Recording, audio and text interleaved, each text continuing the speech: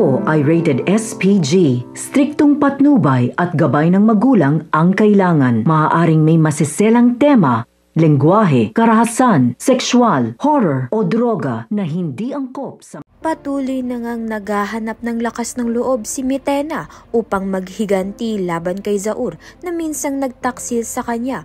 Upang maisakatuparan nito, bumuo siya ng panibagong hukbo. Ang kanyang napiling kasapi ay ang mga dating alipi na minsan niyang inalis-pusta noon. Ngunit ngayon, pinili pa rin siyang tulungan upang maibalik siya sa kanyang trono. Sa kabilang banda naman nga, nakamtan na ng bagong henerasyon ng mga sangre ang kani-kanilang mga brilyante na ipinamana sa kanila ng mga noong mga sangre. Bukod pa roon, sumanib na rin sa kanila ang kanilang mga kambaldiwa, dahilan upang mas lumakas at maging handa sila para sa nalalapit na digmaan.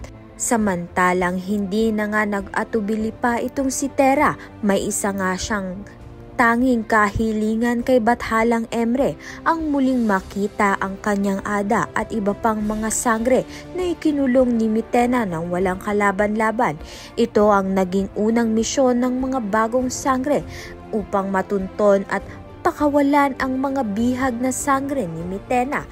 Kaya naman nga't yan at iba pa ang dapat nating pakaabangan. Maraming salamat sa iyong panonood.